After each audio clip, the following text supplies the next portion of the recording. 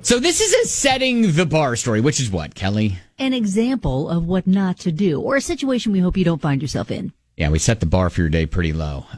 One of the most important parts of a wedding ceremony, probably the rings. I mean, if you're thinking of importance. It is a major part of the ceremony. Yeah, during the actual ceremony. So if you can manage to make it through the day without letting owls be your ring bearers, you're doing okay. Oh, were they supposed to be trained? Have we practiced this? So there's a couple in the UK. They had a wedding last month, and for some reason they had an owl serving as the ring bearer. It's a Harry Potter thing, apparently. Oh, sure. All right. Absolutely. Now we're talking about it in the setting the bar realm because things did not go according to plan. Oh, no. What do you think the owl with wings did with the rings? I'm guessing the owl flew away. Yes.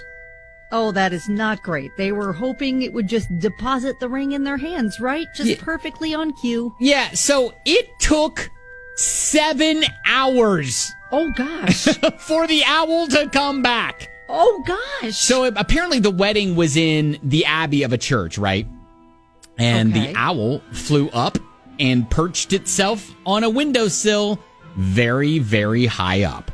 Okay, well, at least it was contained in the building. Right. It didn't just fly off and start a new life. Yeah, the professional handler was trying to lure the owl back to earth with a piece of chicken, with anything, but it didn't work.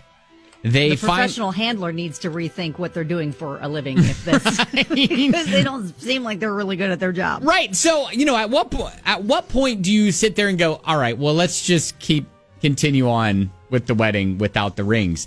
I feel like pretty quickly, because how long are we waiting? Right, because that's what they ended up having to do. They gave up and went on with the ceremony without the rings. 7 hours later, the owl returned with the rings, but it wasn't obviously until well into the night. So okay, so were the rings like tied on to his little feet? I don't know how they did it, all but right. The owl made off with the rings. He's like, okay, fine. My fun is over. You guys can have your rings. You can have your rings back. This is what you get for using me to be your mailman. Exactly. Oh, dang it.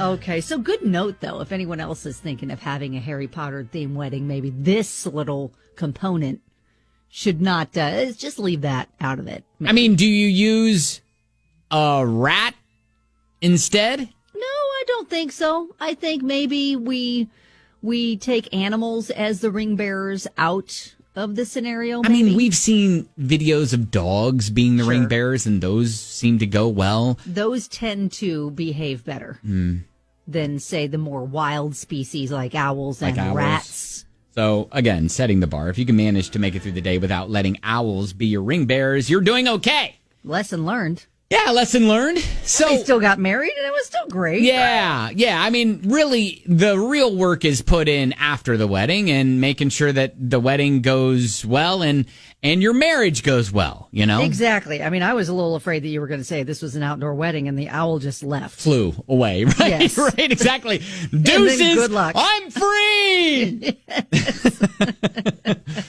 I mean, unexpected things can happen at a wedding all the time. What crazy unexpected thing happened at your wedding? I know, Kelly, you've said on the show before that the tux shop closed just a week before your actual wedding, right? Yeah, well, 3 weeks. 3 weeks, right? They were not the ones to tell me that. A new tux shop called and said, I'm now doing your wedding. Hey, we've got your gig now. So, but no worries, we've got the same thing. They did not.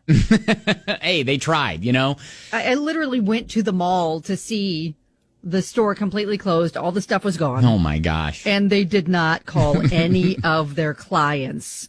They just picked someone else to do it for you. Yeah. And they're the ones that broke the news. Like, wow. So I remember when I was in a wedding, one of my friends' weddings, back in college, we didn't have tuxes until the week of. Like, I reached out to him. I was like, hey, am I supposed to get a tux? And he was like, oh, yeah. Oh my God. And he was like, oh yeah. And it was like the week of the wedding. And wow. and we're trying to get everything sized and that sounds like his wife was like telling him, all right, you go ahead and take care of that. And he's like, understand he had one job. I know. He's like, I got it. And then it was. She's handling everything else, and he has one thing to worry about. And he's like, oh, yeah. Right. Yeah. And that wedding was at a church that didn't have any air conditioning, and it was in the middle of July, and it was maybe 150 degrees. So it was. Oh, that sounds miserable. So what crazy thing happened at your wedding? 502-795-1997. We got some good stories to get to coming up next on 99.7 DJX.